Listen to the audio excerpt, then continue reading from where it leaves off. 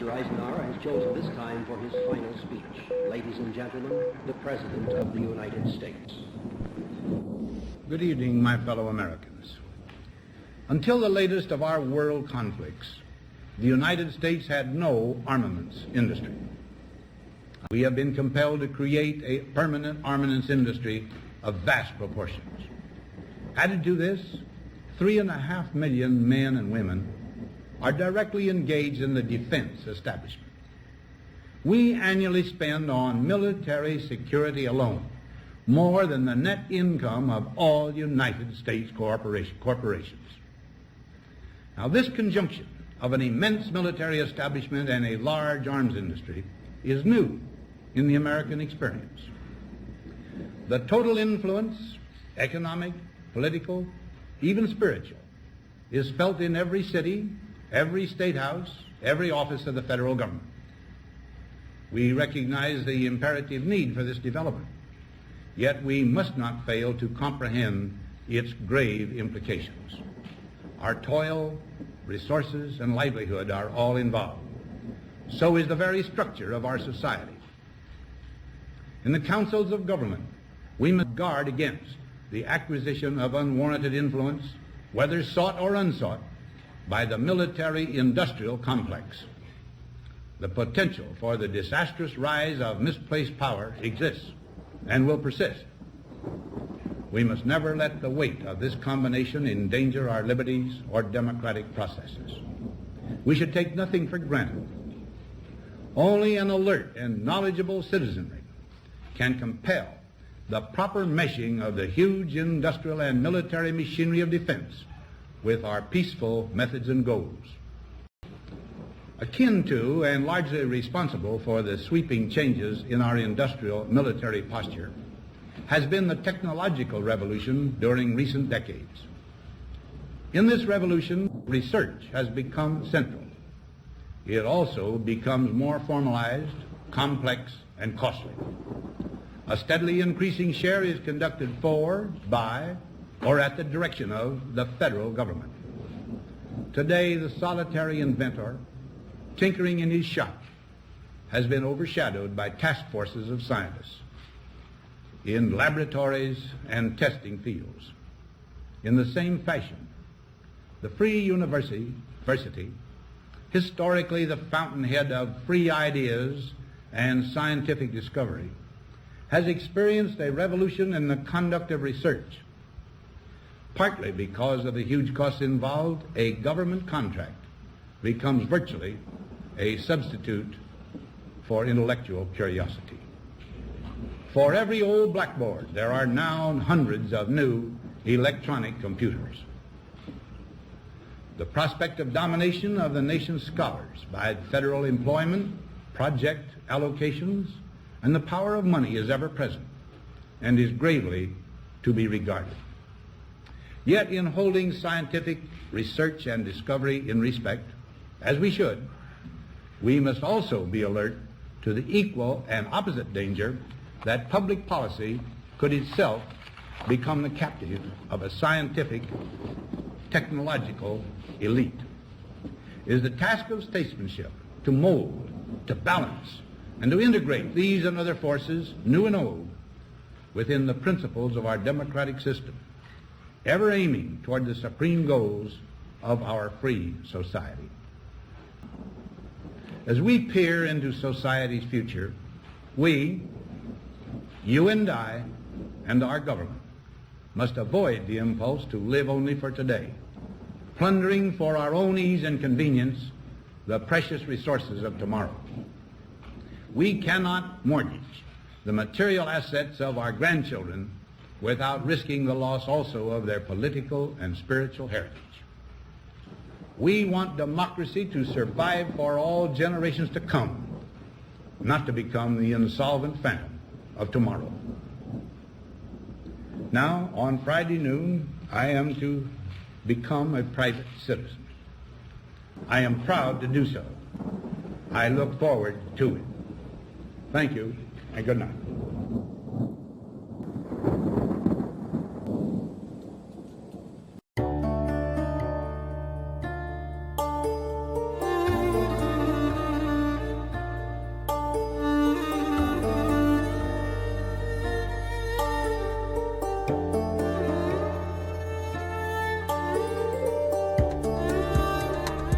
Forum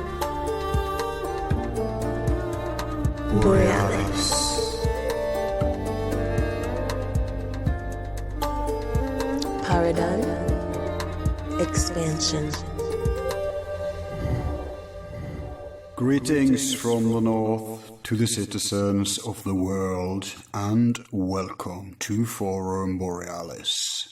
Today we continue our timeline from World War II, dwelling further on the Kennedy assassination, particular the Nazi angle, but also even more obscure elements. To help us with this, we have historian Peter Levenda back, the genuine investigative and primary researcher who's a leading expert on the Nazi phenomenon as well as the occult. In the course of his more than 25 years of field research, he has journeyed to more than 40 countries, gaining access to all sorts of obscure places, like archives, libraries, temples, prisons, military installation, and government documents, interviewing historic persons, obtaining primary sources, and making new discoveries.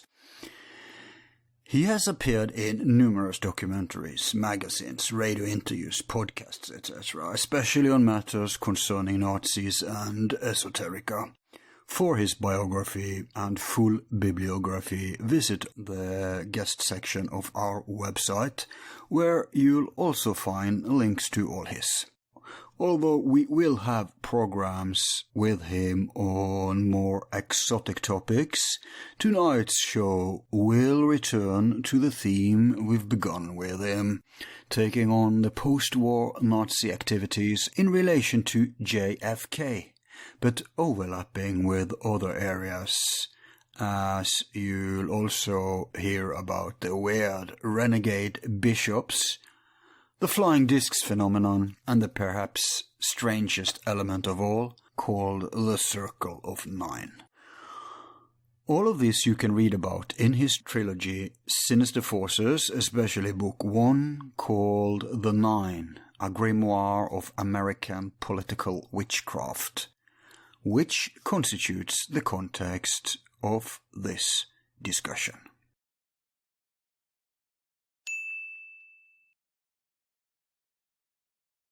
Welcome back to the forum, Peter. Hello, and thank you very much. I'm glad to be here. Yeah, so happy to have you with us again, finally. Our previous interviews with you have been very popular, and we've started to go through the origins of the Nazi cult, and we took on Hitler's escape. Right. And just a few weeks ago, I got. Actually, it was ordered a few months ago, but it came to my other address, and I haven't picked it up yet. But I got your book about the Nazi cult in diaspora, the third book about the Nazis. Right. So I'm going to read that. We're going to have you back for that to complete that timeline with you. But one could argue that there is material in between there. How do you mean? Well, because you have taken on JFK. That's correct, yes. So I was thinking today we could start with kind of continuing from the end of the war and upwards through the JFK era. Sure. And next time we take on the Nazis, then we can focus on your Hitler Legacy book. Sure, as you like. So, first of all, because it's a huge mystery, why haven't you written on JFK? Why haven't I written on JFK? Yeah, you're the perfect author to write a book about the JFK assassination. But you haven't, right? Well, I mean, I've written about him in Sinister Forces. There's a chapter in there. I talk about the involvement of the weird churches around the Kennedy assassination, which for some reason, I was perfectly positioned to do because I knew the churches personally. Right. So I wrote about that. I wrote about the strange bishops, and I wrote about the connection of the Nine to the assassination, the Arthur Young, Andrea Puharich, all that connection back to Oswald. And I also wrote about the involvement of Guy Bannister and Fred Krisman, who were the UFO business in the 1940s, and then suddenly they were in the assassination business in the 60s. So I did write about all of that in Sinister Forces, but I hesitated to just sort of jump in and add a whole new book to this huge library of speculation. You know, it's just let those guys who specialize in that do that. But my angle on it is a little idiosyncratic, but nonetheless, it's fully documented. It's just one of those things. I mean, I've tried to talk to people who have the annual meeting in Dallas, you know, all the conspiracy people and all of that. They go and they give their presentations. They don't want to hear from me on this. Oh, It's very interesting. They simply ignore it. And I'm the guy who actually can sit there and prove this information that nobody else talks about, that nobody else has. But for some reason, they just don't want to know about it. I haven't read that book with the JFK chapter, but I know about it. So could it be that they don't want to see that there are even cosmic aspects to this? Because many of them are very focused on the human conspiracy, right? No, but that's what I'm doing. It's not a cosmic focus that I have. It is the human conspiracy. It's the names, the dates, the places, the people. It's not a speculative, you know, sort of cosmic approach.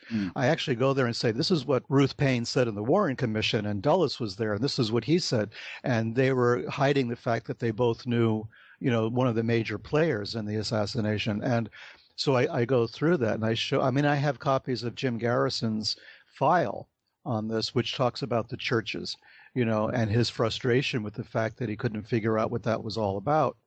And then I have other documents from other people who were involved in the bishops, in the churches, bishops who admitted what was going on. I mean, I'm full of this stuff, you know, and it's all documented and nobody wants to know about it. That's where we have to give that attention. But what about the Nazi connections to the JFK case? That you haven't touched, have you?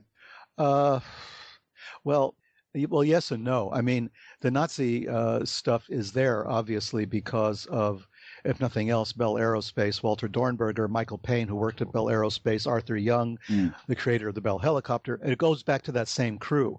You know, it all goes back to that same group of people. And I'm going to be addressing that in a bit more detail in a project that I'm working on right now, which is going to be disseminated later on this year. So it really goes into the nuts and bolts of the 1940s, the immediate post-war period, and the involvement of the paperclip generals and, you know, other things around that, the Rosenberg case, and et cetera, and Jack Parsons and his rockets. And so there's a connection with all of that, a very deep one that I think I've uncovered, and that'll be discovered more, discussed more later on in the year when I'm ready to publish. Okay, so let's start with the obvious question is when we are dealing with the JFK, the obvious question is who did it? Sure. And you're aware of Joseph's perspective on this, right? Joseph Farrell, yes. Yeah. Yes, I am. So what's yours? Well, I don't have a who did it. I was very careful in Sinister Forces to say, listen, I'm not going to wade into all of the speculation concerning the assassination and try to figure out if there was a gunman on the grassy knoll or any of that. My approach to the subject was a little different, and it stemmed from some personal contact I had when I was growing up in the Bronx in the 1960s, which seems totally counterintuitive when you're talking about the Kennedy assassination, which took place in Dallas, Texas. But there is a definite connection. There's something that came to my attention a number of years ago when I started to really look at the Warren Commission report in detail and saw names that should not have been there as far as I was concerned. And it triggered a whole series of research areas that I became involved in, and all of that eventually became Sinister Forces. But there is one particular aspect of the assassination that virtually everyone, and I mean everyone, has ignored. I mean, there's nothing else in print, and I'm not saying this just to promote my book. You have to understand that I am sort of shocked at the fact that other historians have not addressed this particular aspect of the assassination, and that is something that bothered Jim Garrison very deeply when he was researching the assassination himself in the 1960s during the Clay Shaw trial. So I was amazed when I saw Garrison's files when they later became available, and I matched them with everything else I was working on. And obviously, there is a connection to an underground, a kind of demi-monde of religious characters. There's really no other way to describe them. They were not genuinely religious leaders, but they posed as religious leaders. They pretended to be bishops in churches that, for all practical intents and purposes, did not exist. That's the same thing as exile Nazis did. Exactly. To have a cover. It was a cover, right. Yeah. And that's typical spooks craft, isn't it? Well, it is. And the area of the intelligence operation that's never been really looked at is, I mean, it has been mentioned. It was mentioned during the famous hearings they had in the 1970s on CIA and what they were involved in and all of the other committees that were designed to figure it out. It's a footnote, basically. And there, the footnote is, well, yes, there were some churches, and the CIA did use churches. And they used some churches as fronts, but the approach to that material was rather hit and miss. I mean, they really didn't delve into it very deeply. Garrison brought it up to the attention of the House Committee on the Assassinations in the 70s, and he has a letter, which I have a copy of it, obviously, in which Garrison tells the committee, look into these churches. I don't know what they mean. I don't know what their relevance is, but they're all over the place on this. And I was amused by this, and also a little saddened that I didn't know Jim Garrison, and I could have told him what the connection was. But nobody else knew either. Nobody else was paying attention. Right. And so I'll get back to this a little bit and give you some background. Yeah. About 100 years ago, there was a kind of weird movement in North America, around the world too, but really a lot in North America, of people who had broken away from the Eastern Orthodox churches. On the one hand, the Russian Orthodox Church, the Greek and the Syrian Orthodox churches. These were people who had broken away. They had been sent maybe as missionaries to Canada or to other places, or perhaps in the United States, and they were isolated from their mother church, and they eventually got a little weird. We had certain bishops in Canada and the United States who then formed their own religious denominations. So we're talking the late 19th century, early beginning of the 1900s. Yes, that's correct. But this dovetails with all the wild renegade Gnostic bishop lineages. Is there a connection here? Or Absolutely, of course. Okay. Exactly. I mean, this is all part of the same phenomenon. So they set up these churches, and they were probably very genuine at the time. These were people who genuinely wanted to, spread the gospel and do missionary work and all of this. But because of their isolation, they got involved with other bishops who have similar backgrounds. And pretty soon they're forming their own churches. They're consecrating each other. And you have to understand that within the context of both the Catholic and the Orthodox churches, the consecration of a bishop is an extremely legalistic process. You have to have generally 3 bishops involved in consecrating a fourth. Right. At the very least, 2 bishops consecrating a third, which is a different kind of status of bishop. Yeah. So, and those bishops have to prove that they are genuine bishops. They're going back with a lineage and stuff. It's called apostolic succession, and right. You have to prove that. So the problem was that not all of these bishops were secure in the fact that they had that apostolic succession. So they would go and get reconsecrated by other bishops. And this started to mushroom into this, basically a diploma mill, or a bishop's mill, as they called it. Like a bureaucratic competition in who had the most genuine lineages. Oh, yeah, absolutely. You never find a bishop in this world who doesn't have multiple consecrations to his name, right. Because he's always afraid he doesn't have a real one, so he goes and gets another.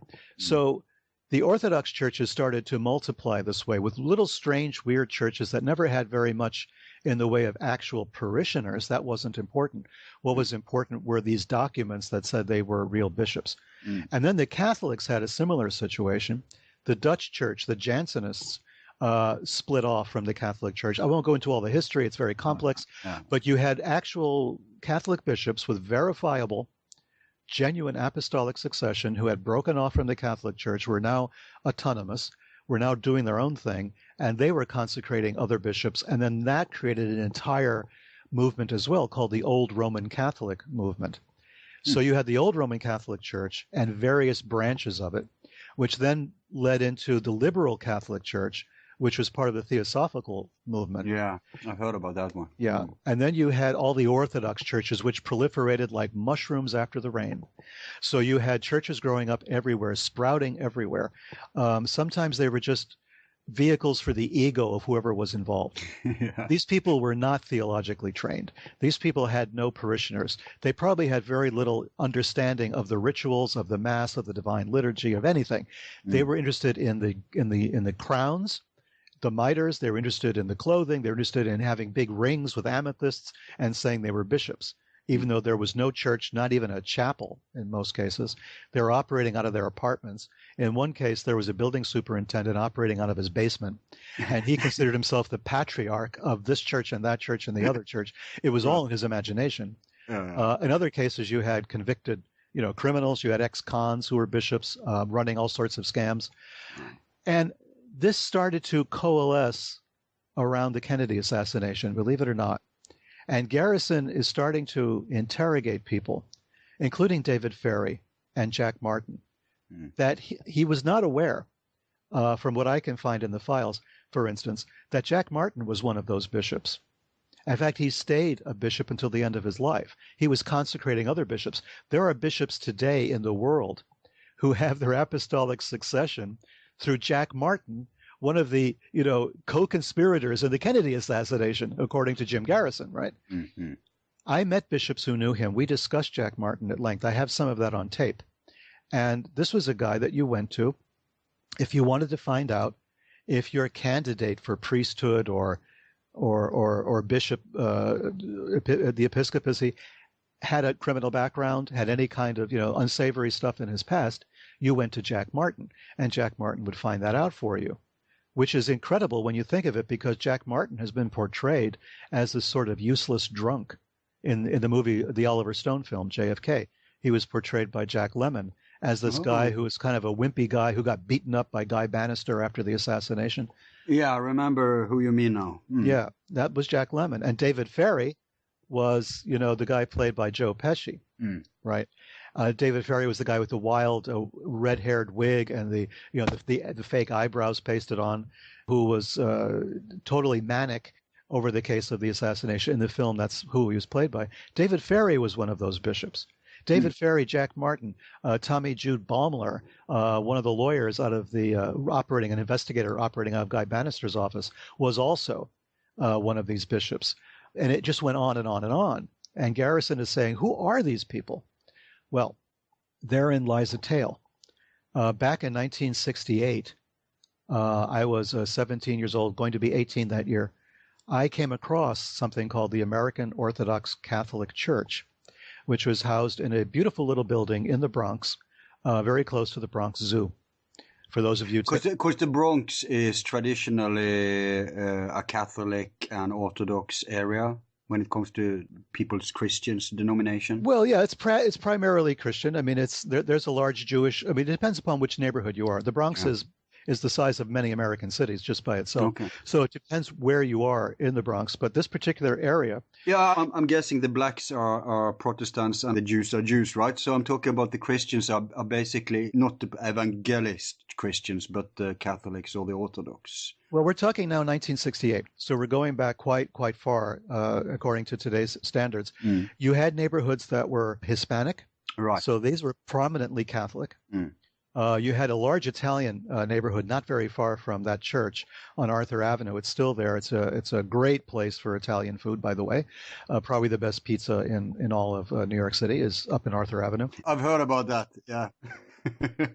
Yeah.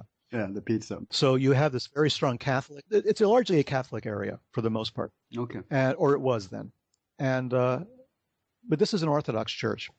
And it had the Russian crosses with the three-armed cross, all of this very Orthodox appearance, and a beautiful house, like a rectory that was attached to this church, but there were no parishioners, right? They had services on Sunday by themselves. Basically, there was nobody in the pews. There was nobody actually in the churches. But they bothered to conduct it. Well, this is the point. It was created by a man called Walter Profeta, or Vladimir Profeta. He was a Ukrainian priest. He had started as Ukrainian Orthodox, very anti-communist, very famous for being anti-communist. very well known for that. It was on television interviews and stuff talking about the evils of Soviet communism. And he broke off, in a sense, from the Ukrainian church and formed his own church, the American Orthodox Catholic Church. And this was, as I found out later, basically a front for American intelligence operations. Right. Okay, he used to brag that he had one CIA agent and one FBI agent on his board of directors. And he was proud of that fact. He showed me once a letter he received from Dewey, who was running against Truman for the election, a Republican candidate for president. Truman had taken over when Roosevelt had died, right. And then ran for president himself against Dewey in 1948. Everyone thought Dewey was going to win. The letter that Profeta had that he showed to me was naming Profeta the White House chaplain should Dewey win the election. Wow. This is how connected this guy was. And he was Orthodox. He was a Ukrainian. He wasn't Catholic. He wasn't evangelical. He wasn't Protestant of any kind. This was just this bizarre little offshoot. But he Profeta ran New Jersey politics and was going to be able to deliver the state of New Jersey for Dewey. Right. So this was part of what was going on. This was the background of this guy. Well, Jack Martin belonged to that church. David Ferry belonged to that church. A guy called Carl Stanley. All these people whose names turn up in the assassination investigation, not just by Jim Garrison, but by the House Committee and by the Warren Commission, the FBI investigation of the assassination. Also, so their fingerprints are all over the place, then? All over. They're all over the place, completely. So they're all over the place in this church. And I'm there in 1968. At the time Garrison is investigating Clay Shaw, I'm now involved with this church. I'm going there every Sunday. I'm going during the week, raising money for this church, which was And I heard it was because to get out of the draft or something? Well, if you want to go into that's a very long story. Well, we don't have to today. But it does involve, I wasn't involved with that church to get out of the draft. What happened was a friend of mine and I, high school classmates, he was Czech and Slovak background. His grandmother came from the Czech Republic, and his mother was Slovak. My father was Slovak, so we had this sort of Eastern European connection. Right. So we developed a friendship in high school. Neither of us wanted to go to Vietnam. We didn't believe in that conflict at all. No, not to say that we were not patriotic, but Vietnam to us seemed like just absolutely the worst idea ever invented. Oh, yeah. And we're thinking, well, we can go to college. There was the college deferment, but I couldn't afford to go to college. My friend just did not have the intellectual chops to have survived in college for very long, or even to get accepted. So we had these issues, and it came to me. I mean, I came up with the idea at one point, looking through all the various deferments, including the 4F, which meant you were physically incapable. Yeah. There was another one. There was called the 4D deferment, and that was the clerical deferment. Religious exemption. And a religious exemption. Not the conscientious objector, but the actual deferment for a priest. So it's a subcategory. Because they are too valuable to be cannon fodder. So, right. So they are exempt for that reason then, I guess. I guess so. Whatever the reason was, but there it was. There was the exemption. Clever. I knew that. So the two of us were only 17 years old. Wow. Neither of us wanted to go to a seminary, which to us was the same as boot camp. Like, what's the difference? Yeah. So my idea was, well, anybody in the United States can incorporate a church. Right. And that light bulb went on. And we said, well, that's what we'll do then. We'll create a church, we'll incorporate it, and we'll name ourselves the priests. That's so brilliant, because obviously it wasn't a common way out. No, it was not. Should be, but I think we invented it. That's very brilliant. I don't know anybody else. It was something we felt we had to do, yeah. And we were fascinated by the church anyway. We were fascinated in religious ideas, esoteric things. Yeah, because you grew up Catholic, I guess, or we both did. Yes, yeah. Right. But he was even more into it than I was. I mean, he was a third order Franciscan. Wow. If anybody knows what that means. I mean, this is sort of a lay version of a monastic thing. So he was involved with that. He had all these religious vestments. He had religious implements. He had chalices and suboria. I mean, he was just a fanatic about the church, where I was more of a fanatic about the esoteric aspects of religion. Right. So the two of us got together. We formed a church. But hang on. This isn't even a part of this story, but just for curiosity, you would be much more proper than to go into some Gnostic church thing. Yeah, since that was your... Well, number one, we didn't know it existed. Right. We're 17 years old. This is before okay. the internet, right? There's no internet. There's no nothing. We're 17 years old. We're in the Bronx. All we know from is Catholic churches and then the Orthodox churches. We started to look at the Orthodox churches very carefully because there were just so many of them. And we kind of liked their approach better. We couldn't actually go and incorporate a Catholic church. That would have been illegal. Yeah. Or at least it would have gotten us into all sorts of trouble. Let me just interject very quick for Sure. the listeners who don't know, and that is that the Catholic Church is the most, should one say, authoritarian. So it's hard. In order to have renegade lineages there, you have to break with them, like the liberal Catholic Church. Sure. Whereas the Orthodox Church is somewhere between a strict hierarchy and autonomy, and whereas the Gnostic churches are all about autonomy, and those are the easiest to be like a renegade, chaotic web. Yeah. Well, let me put this in some greater context, though, because the Gnostic churches you're talking about came out of the renegade Orthodox and renegade Catholic, the old Roman Catholic churches. Their lineages go back to the same place my lineages went to eventually, and David Ferry's and Jack Martin's and everyone else. Those Gnostic churches were not standalone. They wanted to be bishops, but they wanted to be legitimate bishops. They wanted apostolic succession, the legitimacy. So where could they go? They had to go to these various wandering bishop operations. Yeah. So that's where they... Yeah, but supposedly there is a lineage going through Bernard Raymond Fabrité or something like that. Do you know about that? Yeah, but it's, if you go to the States, if you go to the Gnostic churches here, Spruitt's Church, Stephen, what's his name? The famous Gnostic author. He writes a lot of Gnostic I know books who and you everything mean. else. His name escapes. Stephen Haller. Haller, that's right. Yeah. His lineage is the same. His lineage goes through these wandering bishop lineages. There's no doubt about it. I know his lineage quite well, and I've written about it. They all come from the OTO, right? The Gnostic Catholic, Ecclesia Gnostica Catholic, whatever they call it, the ecclesiastical Gnostic, operation. Universalis, Apostolica. There's several of them, but the main one out of the Caroli's organization, the OTO, the Gnostic Catholic Church, that group, the EGC, also all of their lineage is through the wandering bishops. Okay. It's through the old Roman Catholic lineage and through the Orthodox lineage. It's all the same pot, and they all grew out of that. So we can see how easy it is to exploit it because it doesn't have a strict hierarchy to control it. I mean, it's not a question of the hierarchy. The Catholic Church, the head of the church is the Pope. There's cardinals, there's bishops. There's no way out. Yeah. The Orthodox churches are all national churches. Yeah, so a little more autonomy. Yeah, I think pretty much. Yeah. So that was our way in because they were national churches. I'm trying to explain how this worked. The Greek Church, of course, headquartered in Athens. It was the Greek Church, the Greek Orthodox. There were several groups that broke off, but they were all Greek. The same thing with the Russian churches. There were at least 3 major Russian denominations. And this is where it became interesting because of the Russian Revolution. The Russian Revolution meant there was one group that split off and became anti-communist. Yeah. And that was a Russian Orthodox church located in Manhattan on Park Avenue. They have a beautiful building up there around 92nd Street. And these are the sort of the Dr. Zhivago Russians, okay? So they owed no allegiance to Moscow. A few blocks away on Fifth Avenue was another cathedral of Russian Orthodox, which owed allegiance to Moscow. So now you have 2 competing Russian Orthodox churches. So suddenly it opened our eyes to the possibilities. We were Slovak and Czech. At that time, they were still behind the Iron Curtain. Right.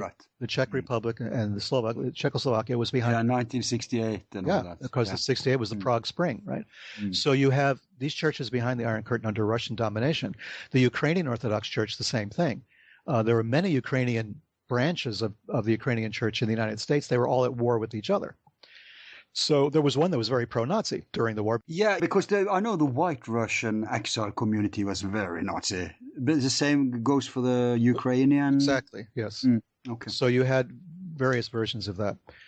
So my friend and I were Slovak and Czech in his case. So we're sitting there thinking, well, we know that there's Czech and Slovak Orthodox. There's not many of them. We need to find them. We need to build a church around this concept because there is no Slovak or Czech church in the United States. Right. We'll be the first. I mean, it was just tailor-made. So we incorporated something called the Autocephalous Slavonic Orthodox Catholic Church of North and South America, Incorporated. At 17. At 17. And we couldn't sign the incorporation papers ourselves because we were underage.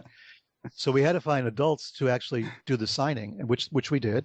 And then we incorporated the church, and my friend was very into stationery. So we had this beautiful, embossed stationery printed with crosses and Gothic lettering and Old English lettering and all this other stuff, and naming ourselves like the leaders of this. But we did have one guy who was trained in the church in Central Europe somewhere. I was never able to figure out where. And he became our archbishop. He became the head of the church. And then we were a subordinate to him. And we created this church. And then that's how we came to the attention of the American Orthodox Catholic Church. We thought, this is cool. This is another Orthodox church. Let's see if we can get them to consecrate us, and we'll be doubly consecrated, and on and on and on. So already you were into that. Already. 17 years old, this was very important. So not knowing, because we're 17, the only political thing in our future is Vietnam, right? We're totally unaware of the undercurrents that are taking place and the role that this church in the Bronx had in connection with the Kennedy assassination. Of course, we were totally unaware of that. We were aware of the intelligence connections, but at 17 years old in those days, you were pretty innocent. I mean, you didn't really put two and two together. You were not, up on the conspiracy theory stuff. So, which was just beginning as an industry, conspiracy theory. So this was kind of new. So we just were totally, basically unaware of what's going on.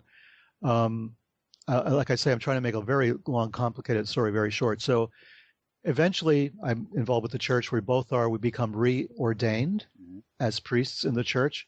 We become elevated. I become an abbot in March of 1969 of this church. And then my friend, who's it's another rank. Hang on. These things are for life. So I guess I should title like you father then. Father Levenda. Well, in those days, but then it was abbot, which meant that I ran a monastery, which I didn't have, obviously. Yeah. And then later on, years later, there was a consecration involved. So it just got stupid, basically.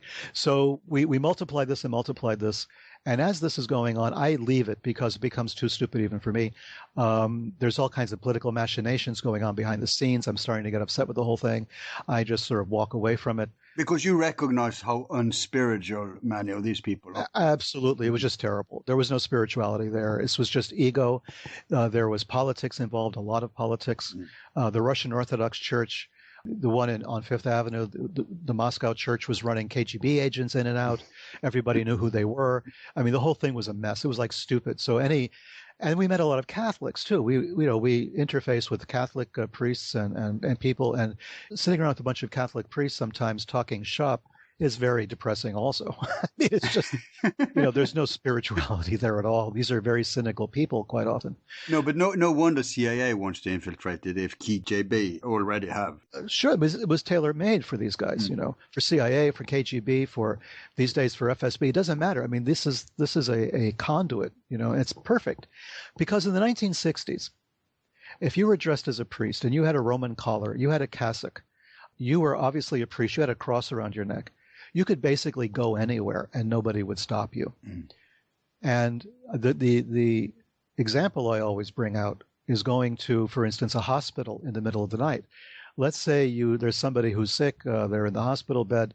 It's not visiting hours, but a priest can go in at any time, or they used to be able to. So a priest walks into a hospital and goes and visits a dying, or a sick person. He walks away, an hour later, they're dead. Nobody's going to suspect the priest. No. Right? The priest is going to be allowed to get in and allowed to leave. Yeah. And this was an example that's always stuck in my mind every time, somebody heart attacks, as they call it. There's like a witness or something and suddenly, boom, heart attack. Who was his visitor? Was he in the hospital?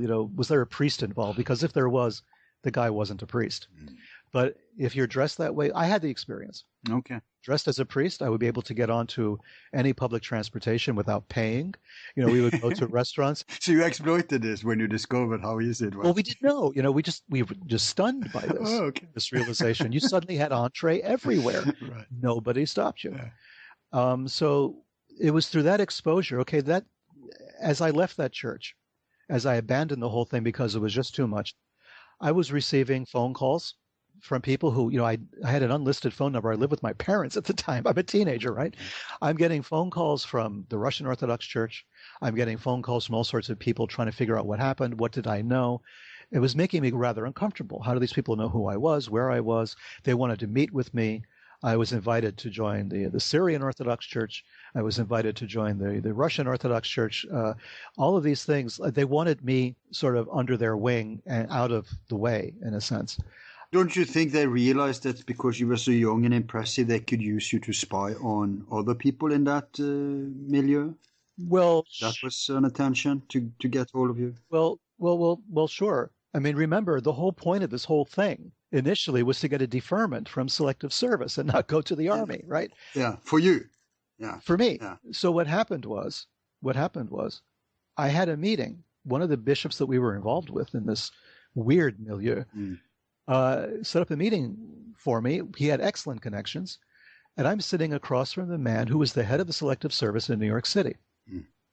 No draft resistor would have that kind of access under normal circumstances, right? No. They deal with the bureaucracy. Yeah. I'm sitting across from a guy who's wearing a jacket with elbow patches, right?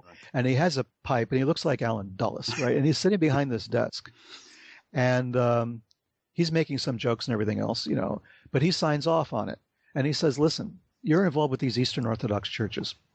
You hear anything suspicious, you find out anything interesting, you let us know. So suddenly I'm sort of informally given the deferment as long as I'm reporting back. Right. Okay, so there's the beginning. There was the germ of this concept, and I'm seeing it face to face. Yeah. And it was fascinating to me. And I know the guy's name to this day, Colonel Kirschenbaum. He passed away a few years ago. But I followed up as best as I could because this guy got me, out of the draft. Yeah. And he was a very nice guy. And the whole point, though, was quid pro quo. And now I'm getting approached by the Russians and by all kinds of other churches for the same kind of quid pro quo. Yeah. So this is what was going on. And that made me aware of this, but still I stayed away. Okay. So you fast forward decades, and I become interested in the Kennedy assassination, and I'm researching the assassination, and I'm looking through, Mary Farrell had put all these archives online. Mary Farrell was a famous JFK assassination researcher in Texas. And I'm starting to look through all of this, and I come across these connections that I can't believe I'm looking at, just from the Warren Commission. And I realize that Ruth Paine, this is the woman who got Oswald his job at the Texas School Book Depository. Ruth Paine is the woman who had Marina Oswald and Lee Harvey Oswald in her home, letting Marina stay there with the children while Lee went looking for work. This is the Ruth Paine. And she's testifying before the Warren Commission. And they're asking her about her travels in the months leading up to the assassination and her relationship, obviously, with Oswald. And she starts talking about a trip that she made around August, September of 1963, 2 months before the assassination. And she's talking about going up to Philadelphia, and she's going to meet Arthur Young. Now, Arthur Young is a famous name. Arthur Young was the inventor of the Bell helicopter. Arthur Young was deeply involved in the military-industrial complex and then opted out after the end of World War II to pursue esoterica, to pursue studies of the paranormal, studies of Gnosticism and weird religions. Is that the guy who was involved in the Ring of Nine or whatever they're called? Absolutely. I've heard about that before. So she's going to talk about this. She's starting to get into it, and Alan Dulles is present, and he cuts her off. And he changes the subject completely. She never gets around to describing that critical trip. To me, to my mind, critical, because she went to see Arthur Young, who was her father-in-law. Wow. Right? Yeah. She's married to Michael Paine. Michael Paine is Arthur Young's son-in-law by his then current wife, Ruth Forbes, the John Kerry Forbes. Right. He's married to Ruth Forbes. Her son is Michael Paine. Michael Paine's married to another Ruth Paine, who's living in Texas at the time. And I'm looking at this and I'm saying, what? She's going to meet Arthur Young? And why was Dulles so worried about this connection? So then I start really pulling out all the stops, and I'm looking to see what happened. And of course, Ruth Forbes Paine, Arthur Young's wife, is the best friend of Mary Bancroft. And Mary Bancroft was Alan Dulles' mistress for many years. All of this is completely documented. There's no mystery about it. So I'm looking at this and I'm thinking, what? Because then Arthur Young and Ruth Forbes were part of this group called the Nine. As you mentioned, this was back in 1953. It was 9 people who gathered for a seance and thought they were in contact with a UFO, hovering over the earth. These sort of disembodied spirits who were then giving these 9 individuals their marching orders to go out and, make a better world or something. And it was Arthur Young, it was Ruth Forbes, it was a... this UFO cult had people from the establishment, the old blood elites, right? Forbes, Astor, DuPont. Yeah. These were all people heavily involved. They were American blue blood aristocracy. Just like in the turn of the last century around Tesla's time, there was similar circles among the elite who were channeling. Not similar. It was the same people? Not identical people, okay? Oh, right. Is that so the group is that old? Oh, absolutely. The Astors were helping to finance Tesla. Right. And there was an Astor, Ava Muriel Astor, was at the seance of the Nine. She was heavily involved in theosophy, heavily involved with the Alice Bailey stuff, spiritualism, and all of that, very much involved with that. And then channeled the UFO impulses or something like that, right? Right. Aliens. Yeah. Interesting. Okay. So the guy behind it was Andrija Puharic, of Yugoslav descent. Again, somebody who was very familiar with Tesla because of the same sort of ethnic backgrounds they all shared in common. Puharic was also a major, or a captain rather, I think later a major in the U.S. Army during the Korean War. He gave speeches on how to weaponize the paranormal, how to weaponize ESP and telepathy and that sort of thing. Very involved in all of that. A brilliant engineer, a brilliant scientist at the time. And involved with this group of people who then became involved in the Kennedy assassination. Right. So I'm looking at the Nine on the one hand, I'm looking at the churches on the other. And Garrison's in the middle of all this. He doesn't know what to make of it. So Jim Garrison is totally at sea. So I'm trying to find a way to bring all of this together. And a lot of that became sinister forces. It was the idea that there were sinister forces behind key events in American history, and Sinister Forces focuses on American history, whereas my other books have talked about, Nazi history, European history, and whatnot. But the 3 volumes of Sinister Forces really focuses on what went on in this country, in the United States, really from the beginning until now. Which one covers Kennedy? The first volume. It talks about it's subtitled The Nine. And it talks about Kennedy. It talks about the Nine, essentially, what they were involved with. And, of course, the involvement of Guy Bannister, who was running the detective agency in New Orleans that Oswald was evidently running out of as well. Bannister was the guy who hired Jack Martin and David Ferry. Ed Asner played him in the movie JFK. Right. So he was involved in the UFO research when he was an FBI agent in the Pacific Northwest. He's reporting back to J. Edgar Hoover constantly on UFO sightings. I have those files as well. Anybody can get them, download them from the FBI website.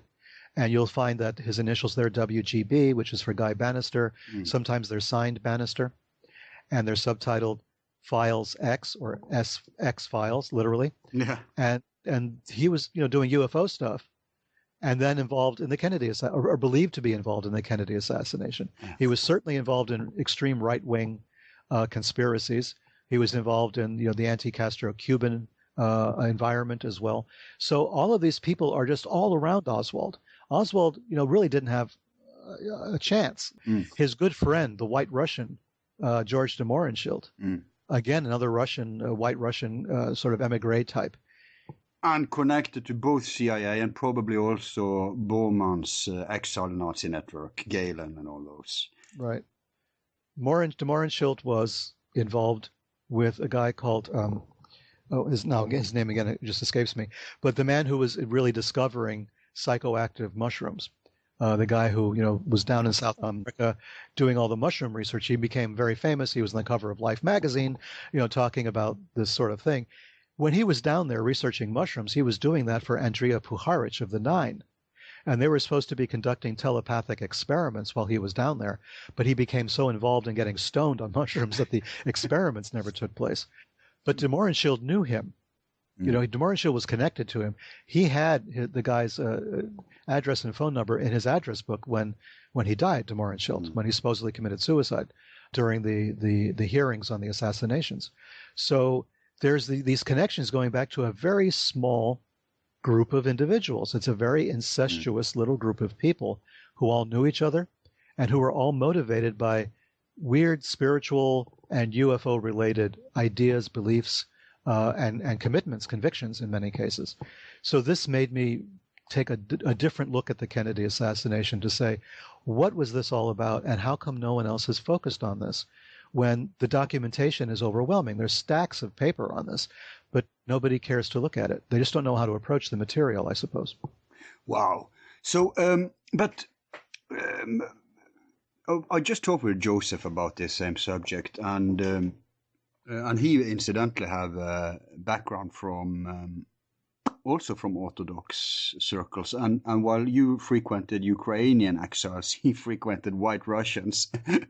No, but I did as well. I mean, I was very involved with the White Russian group on Park Avenue, the one I told you about. Yeah, because all these circles overlap, right? Yeah, we knew each other very well. I mean, we were in each other's places constantly. In fact, there was the principal of St. Sergius High School at the time in the 1960s, which was the White Russian Church, their own parochial school. And because he knew us and was told to stop dealing with us, and he didn't, they pushed him down an elevator shaft and broke his legs. These guys are ruthless. Wow. Oh, and then it got worse. Then the Ukrainian Orthodox Church, when the wall went down, you know, and suddenly there's no Soviet Union anymore, and the Soviet Union was disbanded. And now the Ukrainians now are free to do what they want. The Ukrainian Orthodox out of Ukraine wanted to take control of the Ukrainian churches in the States. And that meant that my friend, my colleague, who was still involved in the churches for the rest of his life, whereas I left, he stayed in. He became consecrated as a Ukrainian Orthodox bishop, right? For real? He took this seriously then? Oh, he took it very seriously from the point of view that he liked the vestments, and he liked the authority, and he liked the respect and all the rest of it. He was in it for personal reasons, not for spiritual reasons necessarily. But he was a major factor. He was a player. He suddenly had become a player. So as early as 68, 69, he became very involved with the Ukrainians, and then he became consecrated as a Ukrainian bishop. Did you keep in touch with him? No, not after this period. Because he could have been a valuable source for you after you became an investigative author. Yeah, he might have been, but he was a little flaky, so I don't know if he would have been very reliable. Okay. But my point is, the Ukrainians came over then. Suddenly his position is in jeopardy because he was consecrated by one of these groups in the States. And now Ukraine wants to take charge of all of that, all the churches, all the property, right? All the people, everything, all the income that was coming in from those churches, and they wanted him out. And there's a very mysterious case regarding him, and that is that he died mysteriously. Ooh. He died of arsenic poisoning. Wow. At the same time that a meeting was being held in New Jersey to decide the fate of the Ukrainian churches in the United States. He would have been one who would have either resisted the takeover or who would have wanted a bigger piece of the pie in Ukraine. Yeah, this business is ruthless. Very ruthless. It's political. Sure. And you saw the same thing actually both in the Russian Orthodox and the Greek Orthodox Church. You saw in the Russian Orthodox Church that after the fall of the Soviet Union, it was a battle of who was to continue that church. And you had that faction that was on the side of the authorities. And then you had the more, I guess, the nationalistic faction. And you see the same in the Greek church too. It's been power battle because you said that the head is in Athens. Traditionally, the head is in Constantinople, where Bartholomew resides. Right. But there's been also in the Greek church, I'm saying this for the benefit of the audience. Sure. So in the Greek church, there's also been like, which is the right authority? And it's pretty sad, actually, because they are not supposed to have a pope in these churches. Well, no, but each church has its own head, right? Yeah. And the pope is supposed to be only the first among equals. And the patriarchate is only supposed to be the first among equals as well. But each church has their own nationalistic leader, and that's the leader of that particular ethnicity, because the services are in the local language. The Greek Orthodox churches are in Greek and Syrian and Arabic and et cetera, et cetera. Everything is kept very local, very ethnic, So this is what gave us the entree. It enabled us to do what we did. But the battling that took place after the fall of the Soviet Union was tremendous. So you had a lot of infighting. It was very political. You had agents operating on all sides. You had people betraying each other. You had all sorts of things going on. It was like an actual war between countries, this war between churches. Yeah, and at one point you had bishops marching in the streets of Moscow together with neo-Nazis and ultra-nationalists. Well, in Ukraine as well. There was a very strong pro-Nazi Ukrainian Orthodox Church. And the Nazis, we know, used these churches to put in to rehabilitate, with new identity and stuff. Right. So this has gone on at least since the Second World War. You told us the last time in the Hitler escape story how you had, for instance, in these towns where there weren't any clear authorities, you had like priests walking in the streets together with SS officers, and the rat lines, how they were organized through the churches. Sure. So there's an old relationship here between Nazis, intelligence community, and these churches, these traditional churches. For political reasons, because communism was considered atheism. Yeah. So it was common enemy, right? It was a common enemy. Yeah.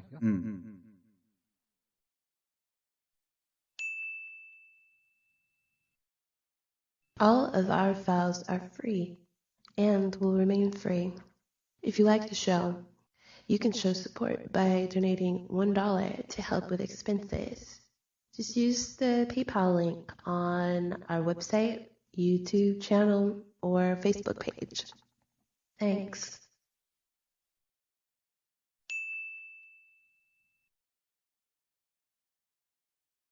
So if we go back then to, like, there's two things I want to know from you on this topic. One, what you perceive as the Nazis' connections.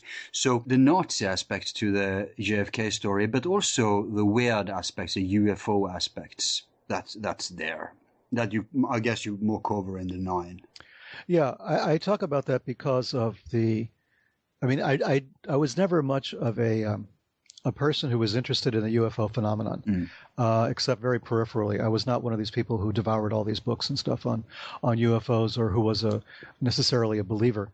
It just was not on my radar. I was interested in esoteric stuff. I was interested in history of religions, and I was interested in political stuff as well, political conspiracies, from an investigative journalist point of view, not from a sort of Alex Jones conspiracy theory thing. I like to work with as many facts as possible and try to understand them. So the UFO thing seemed like there weren't enough facts, to deal with. So I was sort of, it was a lot of eyewitness stuff, but the rest of it, just wasn't interesting to me until suddenly I'm researching again the Kennedy assassination, and these names keep coming up. You keep coming up with Guy Bannister, and then you come up with Fred Krisman. And, there's this interview of Fred Krisman by Garrison's people. And who's Fred Krisman, right? And why is he subpoenaed? Krisman is in Seattle, and he's been subpoenaed to go down to New Orleans and talk to Garrison's people on the Kennedy assassination. And so I start looking at Fred Krisman, and I realize that Fred Krisman was like the key figure in that very sort of seminal UFO event of the post-war period, which was Maury Island, which was this weird event that took place, or didn't take place, depending on your point of view, which took place in June of 1947, in which there's a guy in a boat, and they're out in Puget Sound near Tacoma, and there's this sighting of a UFO in distress, or a number of UFOs. One of them is in distress, and there's this rain of metal that hits the boat and kills a dog and wounds a boy and all the rest of it. So this is a famous UFO case. The first of the famous UFO cases. Okay. It happens around the same time as Kenneth Arnold, which was the famous sighting that gave us the term flying saucer. Right. So this is in 47, right? And Roswell happens in July of 47. So you have Kenneth Arnold, you have Roswell, and you have Maury Island, all taking place within a week or so of each other. And we don't know if Maury Island really happened or if it was kind of a hoax. People have given conflicting testimony on this. But one thing is for sure. There was something there. It hit the newspapers. A guy called Fred Krisman really sort of publicized this event to a certain extent, to the point where the Army Air Force, at that time it was still part of the Army, sent 2 investigators, 2 intelligence officers to talk to Fred Krisman and to talk to Harold Dahl, who was the guy on the boat whose dog got killed, I guess. So they're all talking to the Air Force investigators. We don't know what their take was on this, if the Air Force considered this real or not. But they had flown there in an Air Force plane, in a bomber, which was at their disposal to investigate this phenomenon. They went out there, they talked to these guys. Fred Krisman hands them a box full of the pieces of the UFO, right? Slag, basically. And a bunch of rocks, a box of rocks, and he hands it to these two investigators to take back with them. Maybe they could investigate it and see if it was, material from out of this world or something. The investigators take the box, they get on the plane flies off, and within minutes it crashes, and it kills the two investigators. Okay, so this was a very important event. These are the first two people actually killed as a result of a UFO investigation in modern times, and this was in 1947. So this event, the Maury Island, because Maury Island is the island in the Puget Sound where this happened, this event called Maury Island was sort of seminal, because then Krisman gets involved with Kenneth Arnold, and they're all having a meeting to discuss this event. The meeting is, I don't know, bugged or taped or something, and conversations get printed in the newspapers. The whole thing is very mysterious. There's like an intelligence aspect to this thing, which is very weird. So, okay, that's happening in 1947. Eventually it all dies down. We don't hear about it very much after that. And then suddenly, in the 1960s, in 1968, we're hearing about it again, because now Jim Garrison in New Orleans thinks Fred Krisman, because of his connections to some murky intelligence operations, because of his connections to the Minutemen, which was a kind of right-wing paramilitary organization, because of all of this, he thinks Fred Krisman has knowledge about the assassination of President Kennedy. Well, Krisman was being investigated by a guy called Guy Bannister back in 1947. And Guy Bannister was an FBI agent in the Pacific Northwest who's reporting back to J. Edgar Hoover directly by telegram on UFO sightings and his investigations. That's in 1947. Right. He becomes special agent in charge, SSAC, in Chicago. He's a very well-decorated, very well-known FBI agent. He retires, he moves to New Orleans, opens up his private investigation outfit. And he's like really running a front for anti-Castro Cubans and sort of right-wing, really extreme right-wing political organizations. A very racist guy, all sorts of racist credentials to his name. And Oswald's operating out of that office, as far as we can tell. So he's Oswald's boss. Or his contact or his handler or something. It's a connection for Oswald anyway. And so there's Oswald, there's Guy Bannister, and now there's Fred Krisman. This is making Garrison nuts, right? It's all happening in his town. But it's making me more nuts, because Garrison didn't know about Fred Krisman and Guy Bannister's involvement in the seminal UFO event of 1947, right? These are these UFO guys with intelligence backgrounds who are now considered to be co-conspirators in the Kennedy assassination.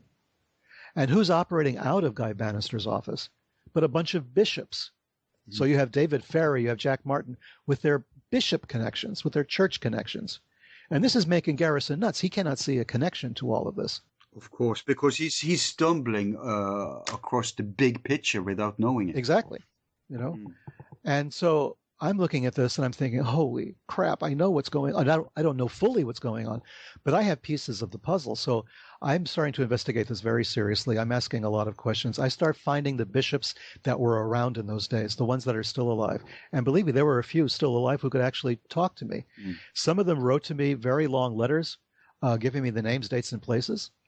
The church that I was involved with was a front for the FBI. They bragged about it, actually. A man called Carl Stanley. Hey, it could be worse. It could have been a front for CIA or even the Nazis. So you were better off, I think, with that. Yeah. I'm not 100% sure that it wasn't.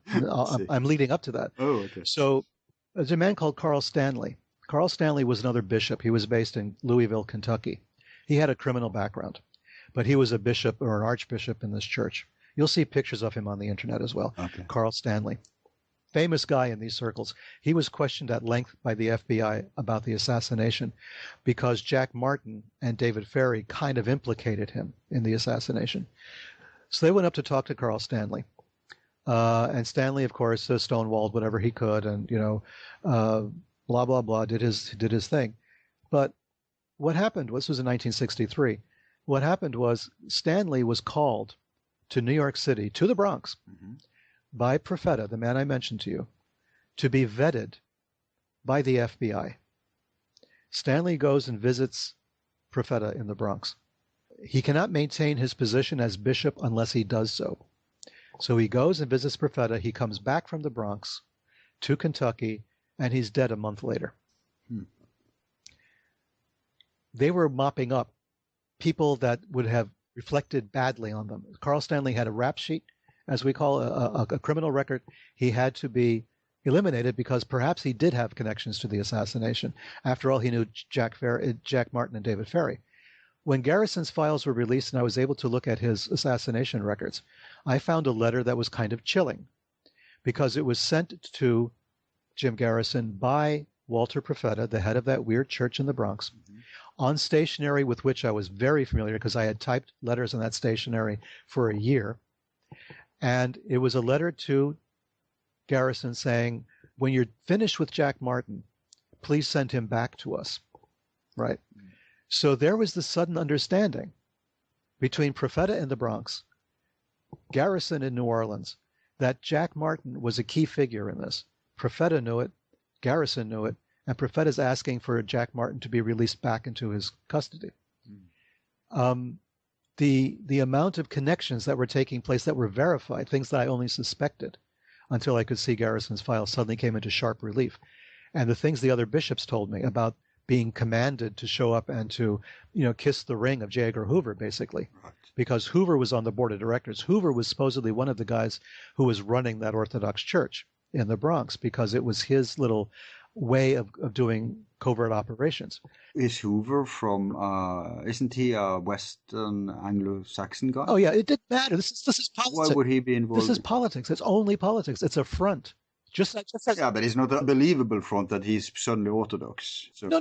Nobody knew about this. Oh, okay. The only ones who knew were the ones who were commanded to show up, and sign the loyalty oath or some damn thing. I see. This was not, Hoover didn't go around saying he was Orthodox. My God, that would have ruined him. Yeah. No. This was very that and his transvestite tendencies. Oh yeah. Well, Bishop. and they probably had blackmailing on him. Well, it could be anything, But yeah. The point was, here's Hoover using this church as his personal covert action, unit. Right. But that wasn't all, because while I was at the church, they ran a lot of foreigners through the church while I was there. In the very brief time that I was there, it was like a year, 18 months or so. In that amount of time, they were running people in from Africa, from Nigeria. During the Biafran Civil War, there was a civil war in Nigeria between the Catholics from Biafra and everybody else in Nigeria, Muslim and other types of Christian religions. So there was a civil war taking place. Ugly. Catholics were very pro-Biafra, of course, but not my church, not the American Orthodox Catholic Church. We were consecrating bishops for the other side, just for political purposes. And these were guys who were practically animists. We didn't really regard them as even Christian, but they were coming over in dashikis and everything else, being made bishops and being sent back almost immediately. I picked one up at the airport and took him to the church. Then we ran a bunch of Italians through for some reason when there was all the problems with the communist uprisings and getting powerful in Italy. We were consecrating Italians as bishops, people who were not clergy at all, and sending them back. So I knew this was taking place. That didn't sound like FBI to me. That sounded like CIA, Yeah. So we're giving these credentials and these papers, and it looks legitimate. There's a church in New York City, so they're legitimately priests or bishops. So they had entree to places where they ordinarily would not have. So all of this is taking place all during this time, and I'm witnessing this. I know this is going on, but it doesn't all come together until decades later when I'm in contact with these other bishops. I tell them up front, look, I'm researching this material. I'm going to write about it. What do you know? I knew Profeta. I knew this guy, this one, the other one. I named names, and they said, okay, well, then you know this and you know that. So this was for your preparations for the first Sinister Forces book, then? Right, exactly. And so in Sinister Forces, in Volume 1, there's the chapter on JFK, but there's also an appendix, which I call a field guide to wandering bishops, which helps to maybe clarify some of this, because it sounds very confusing to most people. It doesn't make a lot of sense. So you need a scorecard. You need to figure out who the players are. And I try to do that in Sinister Forces Book 1. Well, that's so practical. Yeah. That's nice. Yeah. So people can look at that and think, okay, this is how this happened, this is how that happened. The Gnostics, Stephen Haller, of course, Herman Spruitt, they all come from this. I mean, their consecrations come from this realm. Some of them have consecrations that go back to Jack Martin, a Kennedy co-conspirator. I mean, it's unbelievable Americana. It's unbelievable stuff. You know what, people? You should get the book just because of this chart. Well, I'm going. It's one of the books of you I don't have, unfortunately, but I'm going to get it now just because of the chart.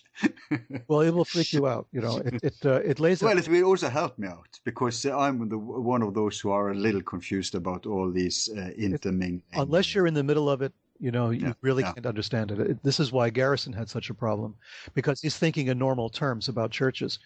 Once you're in the middle of it, you see it really isn't normal at all. These things are made up. They're invented entities. They don't really exist in reality the way we think of churches. And they were used as fronts, not just for intelligence operations, but for criminal activity as well. I mean, this was a perfect cover for all sorts of activity. But you know, I look at the JFK phenomenon as a perfect storm. Yes, perfect. Because there's so many weird connections. You have proven connections between the churches thing and the intelligence and the JFK thing. And we also have proven connections to UFOs. Obviously, you know about the CIA papers. Sure. You know about Khrushchev's son, who talked about the joint space program. Right. You know about Douglas Caddy. There was recently an interview with a dark journalist. So there's so many circumstantial evidence that the UFO phenomenon is connected to this. Yeah. And then you have also the Nazi connections, because this is a part of our examination of the Nazi aspect of the breakaway civilization history that we've had lots of elaborations from Joseph's on. But you have your own insights into this. Well, you know, I probably wouldn't be able to add much to what Joseph's already told you about, because we work from a lot of the same material, basically. Yeah, but the list you just gave us, the short list, was stuff he hasn't elaborated on to us. So, well, I think he's probably covered a lot of it. I mean, as far as the Nazi connection, the obvious one right away is, you know, the military-industrial complex involvement in all of this. I mean, Kennedy was a major figure in the military-industrial complex because he wanted to go to the moon. You know, before the decade was over, he made these promises. He was also considering working with the Soviet Union in a joint space program. That was a major threat to the military-industrial complex. But if you step back from the military-industrial complex, from that term for a second, and you just step back a little bit, you see that it was riddled through with paperclip scientists, Nazi scientists that we brought over. And as recent... and Galen spy network. Well, yeah. Galen on one hand, but also the total dominance of Nazis and Nazi scientists in our space program is stunning. And I've been doing a lot of research on that recently. Oh, interesting. And coming out with a series of 3 books this year, another trilogy. Wow. So that's what, you told us about those 3 books last time, but you couldn't talk about the subject. Yeah, I'm not. But it sounds like you're going to take on the same subject that Richard Hoagland addressed in his Dark Mission. In a different way. I think you'll be interested to see how this is being handled, because this is a collaborative work.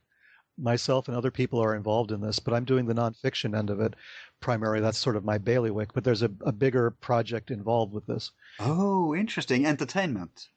There's entertainment involved, yes. Great. And there's film, there's documentaries, So you're the consultant, so to speak, the historian they use. I'm involved. These 3 books are collaborative effort, but it's primarily me doing a lot of research and a lot of writing. Kudos. It's going to be involving this entire subject. But the point I wanted to make about the Nazi thing is that I was looking at the presence of people like Walter Dernberger, Werner von Braun, et cetera, in our space program, and looking at the timing of it. looking at going to World War II before the war is even over, looking at the timing of what's going on. It wasn't just paperclip. Prior to paperclip, there was the Operation Alsos, which was connected to the Manhattan Project. And that was taking place in March, April, May of the war, before even the last shots were fired.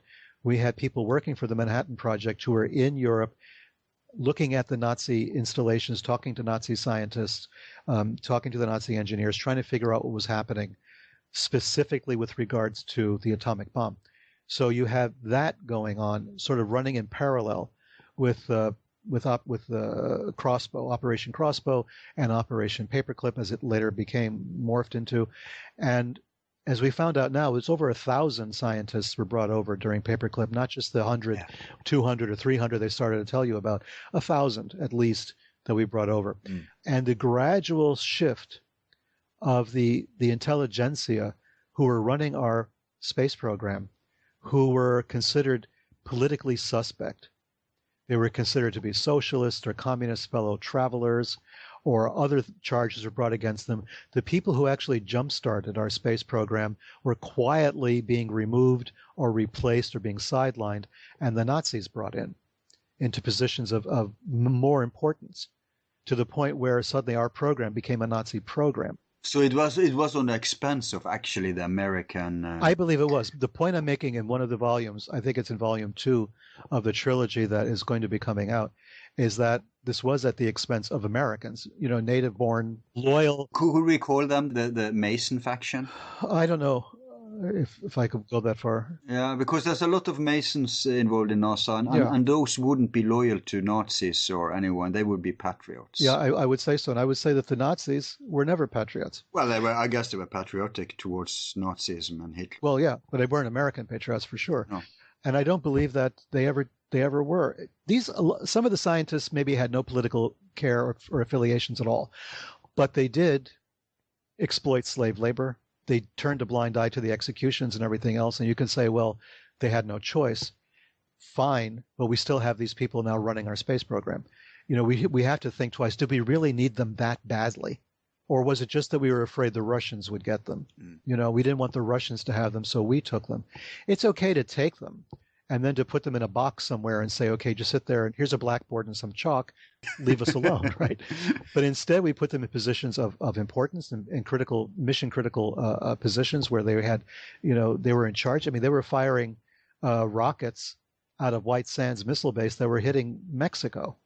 I mean, they were sabotaging our space effort. They were in contact with their colleagues behind the Iron Curtain. I mean, we didn't monitor their mail. We didn't monitor their communications back into Eastern Europe and Russia with their own colleagues, with other Nazis who were operating there. Yeah, we know the whole Galen network was dominating. It was like Joseph often says, he was reporting directly to the president. There was no filter in between. Right. They feeded the American government whatever they wanted. Sure. Galen, of course, was an obvious example, and he didn't really give us anything very useful because he wasn't really working for us. No. He was working for Bormann, for sure.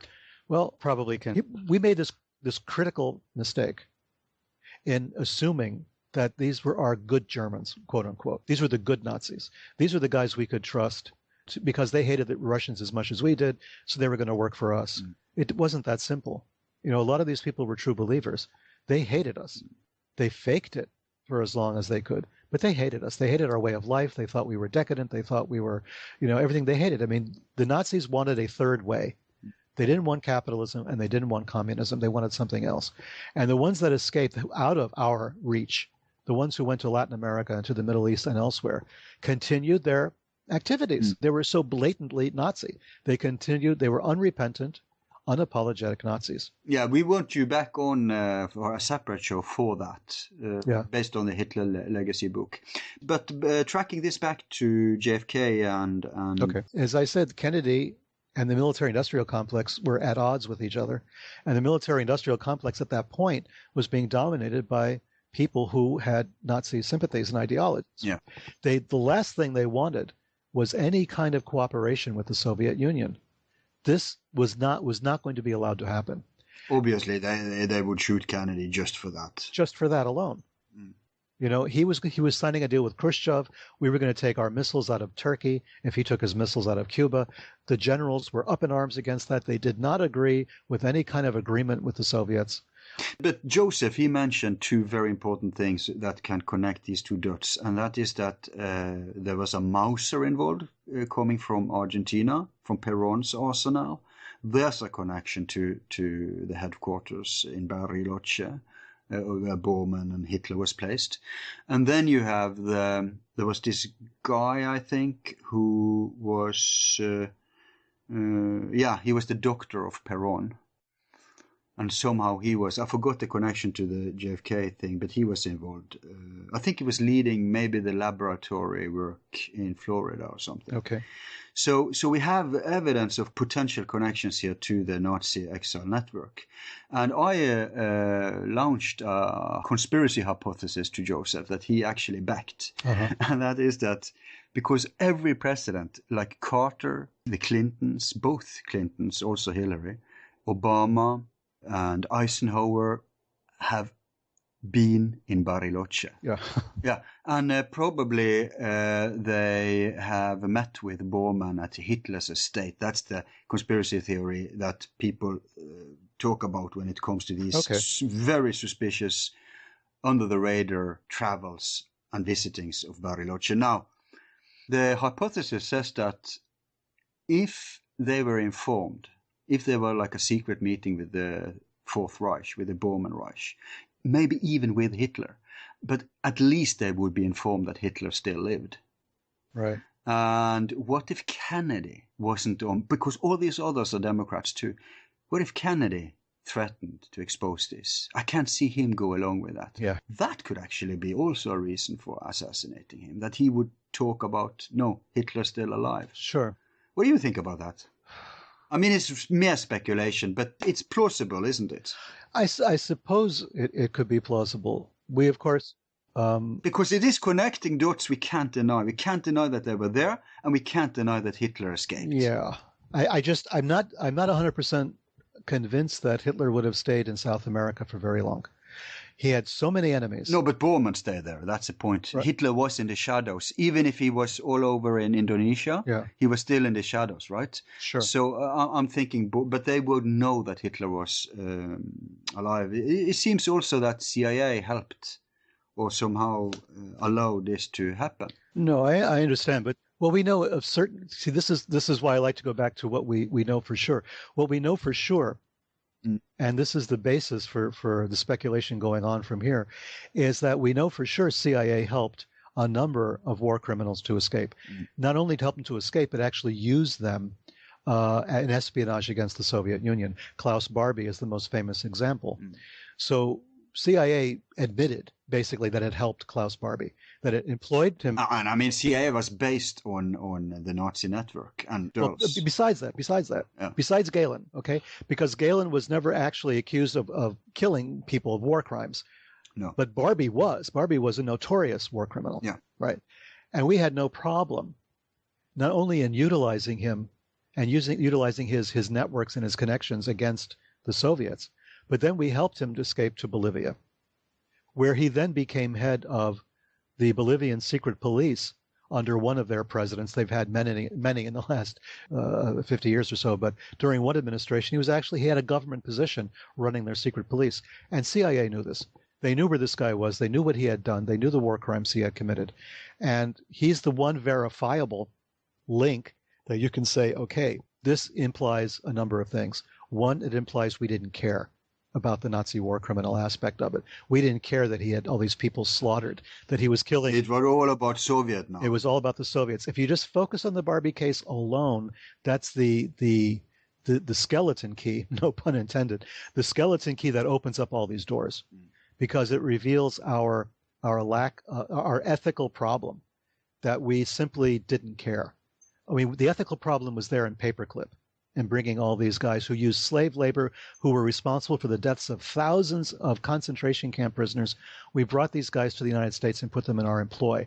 We had no problem. Not only that, they were working with weapons and stuff where ethics come into matter. Of course. And we have people who, we know their ethics.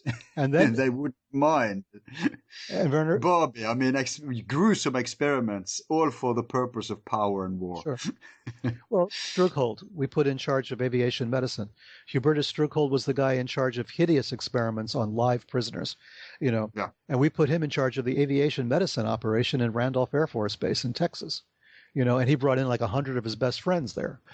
So all of these scientists, Nazis, people who had experimented on people or who had benefited from those experiments, were now working for us. Sounds to me like Bormann is very influential here. Right. But did we even need Bormann?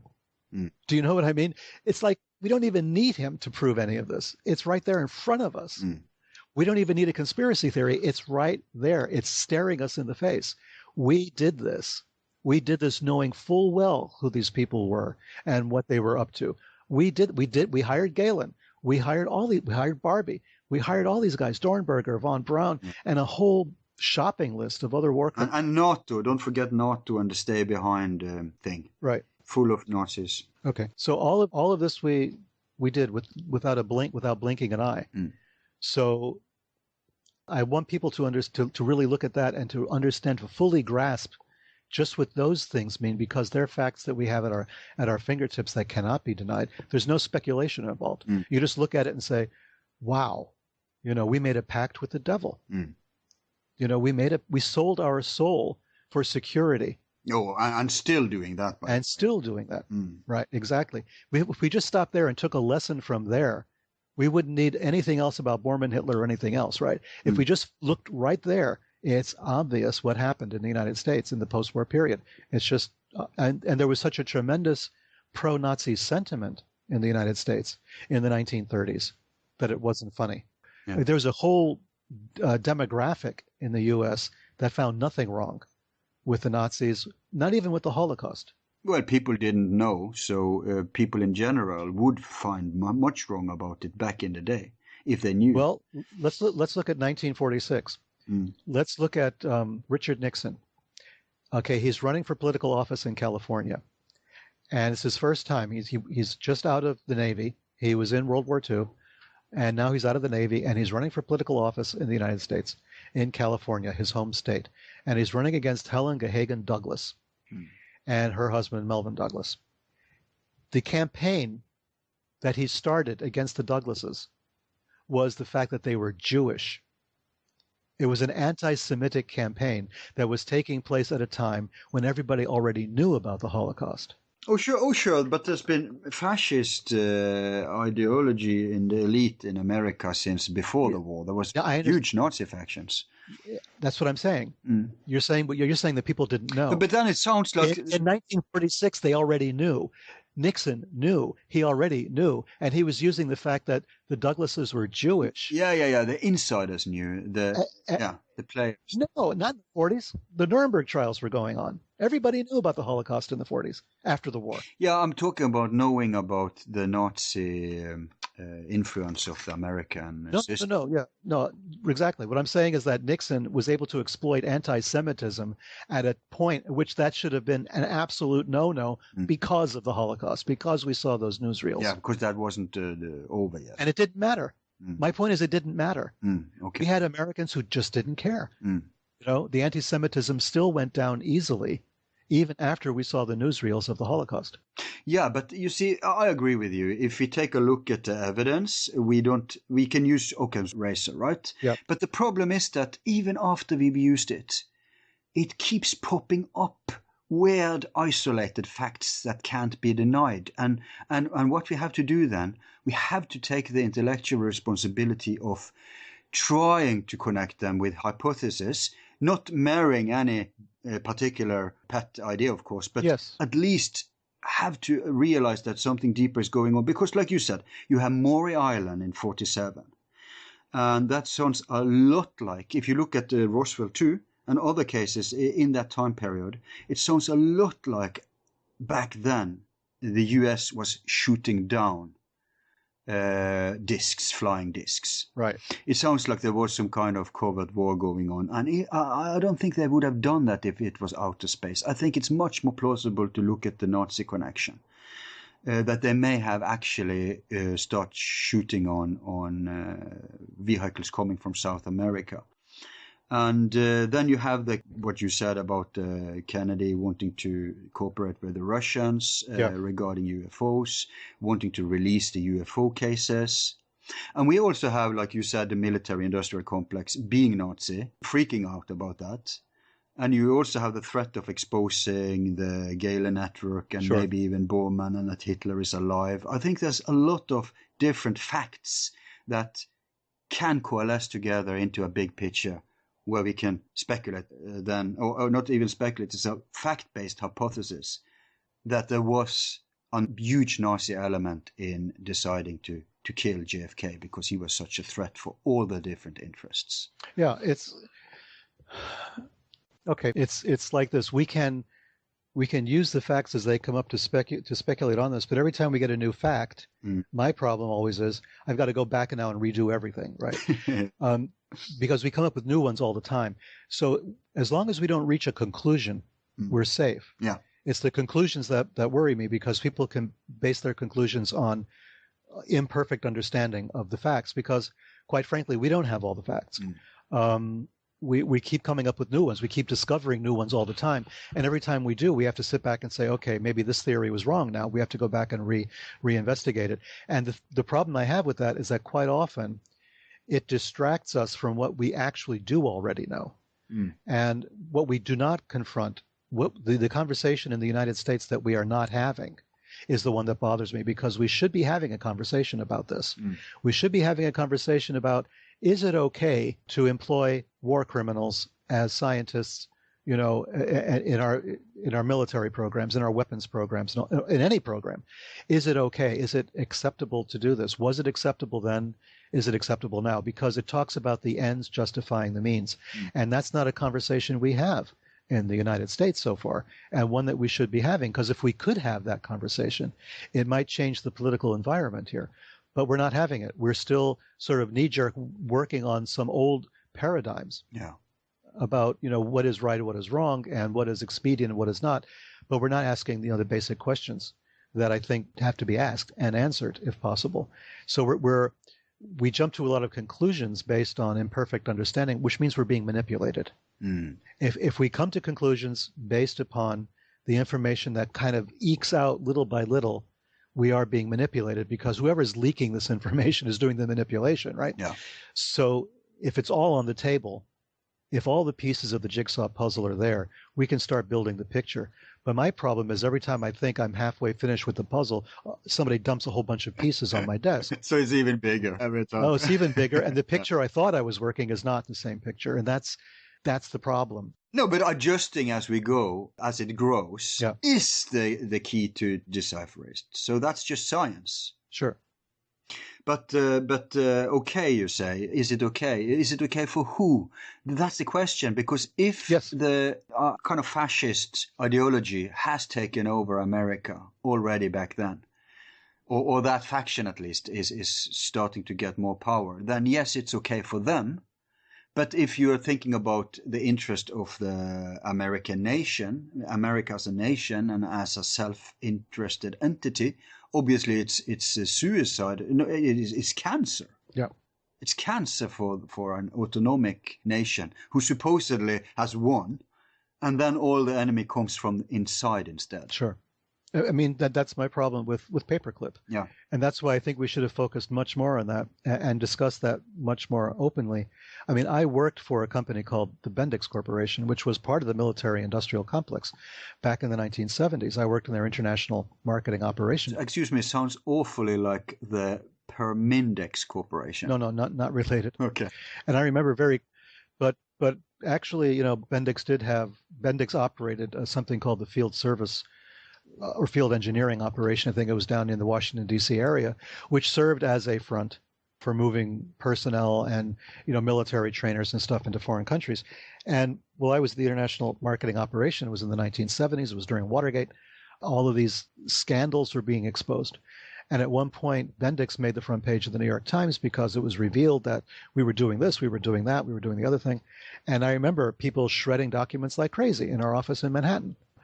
You just saw that it was everywhere. It's pervasive. And we didn't have that conversation. The Bendix people, when I was researching Unholy Alliance, my first book, I had gone to the National Archives in Washington, D.C., and I'm looking at the captured German documents. I mean, the ones we have on microfilm, all the stuff that we captured after the war, and there's thousands and thousands of, pages of documents there. Yeah. And in order to get access, you have to sign in, you have to provide identification, where you're employed, where you work, that sort of thing. So I did all of that. And the archivist looked at me and he said, Bendix, didn't you guys get everything you needed last week? And I'm thinking, holy crap.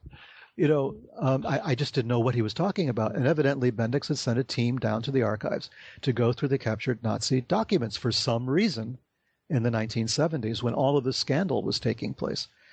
And there was this big debate over whether it was ethical for any American corporation to use scientific data that had been collected by the Nazis, based on experiments they had done on prisoners in the camps. Was it ethical to do that? And that was a question that was never really answered. Mm-hmm. So you start putting all this together and it reveals a mindset that national security trumps everything else. National security is the most important thing, and ethics, morality, democracy, our system of government, our ideals are secondary to national security. Yeah, that's because national security is a code word, buzzword for their ideology, for the fascist corporate agenda. Sure, because it covers a lot of space. There was we probably don't remember because we were never told that there was no military industrial complex in this country before World War II. It was only after World War II that it became really an enshrined fact. And it's because of one of those expeditions. Towards the end of the war, we sent some famous scientists into Germany to talk to the scientists, not part of Alsos, not part of Paperclip, a separate investigation. This is what I mean when there's wheels within wheels. There was a separate group that got sent. These were scientists, cutting-edge rocket scientists, were sent to Europe to talk to the Nazis, to investigate Nordhausen and Peenemünde and the scientists who came from there, the laboratories and all the factories, all of this. The leader of that expedition came back and wrote a letter of recommendation to the military saying, we need to have what they had. We need a total government, military, industrial partnership in this country, and we need it right now. What the Nazis did as a total state concept for total war, designed for total war, we have to do in this country. It's a letter that basically created the military industrial complex by modeling it after the Nazi example. Right. Peenemünde, Nordhausen, all of this came out of, a state-sponsored manufacturing scientific research operation, which in the last days, as you know, was under General Kammler's guide. I mean, this is Joseph Farrell writes about him, a lot. Kammler was the guy who was doing this, and he was accomplishing it using slave labor. He was building Nordhausen in months by building tunnels underneath the mountains to protect it from Allied bombing. Yeah, the Kammlerstab. Yeah, I mean, he was doing tremendous. This was the military industrial. This was the model for what then we went ahead and created. Yeah, and we also know about the businessman plot and all that. So we know there was strong Wall Street fashion corporate powers that had Ford, typical example. Yeah. Was sympathetic to the Nazi cause, and we know Dulles had connections and all that. So, but what you're talking about is the extreme right-wing wave coming from the inside of America. But at the same time, we've been trying to hunt down Martin Bormann, and we see another wave, and that is the real Nazis, the German Nazis and other fascists surviving the war, organizing themselves in different networks. Sure. And we know why am I getting back to Bormann? Because what we do know about that we can't blame on stay behind NATO or the scientists in NASA or the Galen spy network or the CIA fascist, is that the connections to the money that was looted, because the loot went with Bormann and Odessa. Right. And that was invested into corporations. We know many Nazi corporations, the banksters, right? The banksters, connection to Bormann and to the old German corporations that survived the war. And the picture seems to go in the direction that Bormann took this off the traditional, Hitler was rotting in the shadows. Die Spinne was more or less becoming an anachronism, the ideological fractions, and it seems they take them more into the corporate fascism direction. Yeah, I don't. And if Bormann died in the 60s, then it makes sense that in the 70s it's become more like a separate entity, a mere cartel fascism that has cut the ties with some of the more ideological Nazi currents. What do you think about that? Well, I don't know where to start. Okay. At the end of the war, after the war was over, the U.S. Congress published a document in which they identified nearly 500 German corporations that had been set up, subsidiaries that had been set up around the world in the year leading up to the end of the war. So starting around 1944, perhaps the famous Maison Rouge document, meeting whether or not that took place. We believe that it did, especially in the U.S. government at the time, and identified something like 470 or 480 different corporate entities, many of them set up in the United States, but not all around the world, where personnel, assets of various kinds, engineering documents, everything had been secreted out of Europe and scattered all over the world, North America, South America, the Middle East, Asia, everywhere. So they were making plans to preserve the best of German technology, German scientific advances, and their financial assets, and get them out of the way of the Allies, especially after D-Day. They realized the handwriting was on the wall. They got all of that stuff out of Germany and preserved it out of the reach of the Allies, or supposedly out of the reach of the Allies. When you set up all these corporations in the United States, you would think, well, now the Allies have access, but they didn't actually, because they played with American legal situation, corporations, and everything else. Nobody knew, and so much Nazi gold even wound up in the vaults of banks of New York City. So there was this idea that we're going to move this stuff around, and no one's going to be able to take it, especially not the Soviets, and we're going to get it out of their reach. Well, a lot of the gold, as we know, wound up in Switzerland, but not all. A lot of it wound up in Spain. A lot of it wound up in Portugal. A lot of it wound up in Asia. We had U-boat traffic. U-boats the size of tankers were going back and forth between Europe and Asia, transporting all of this material as well, including scientific documents and personnel. We captured one U-boat that had an entire V-2 rocket and an entire Messerschmitt broken down in crates on board that particular submarine, as well as tons of uranium. So we captured that in I guess it was May or June of 1945. So, we knew this was going on.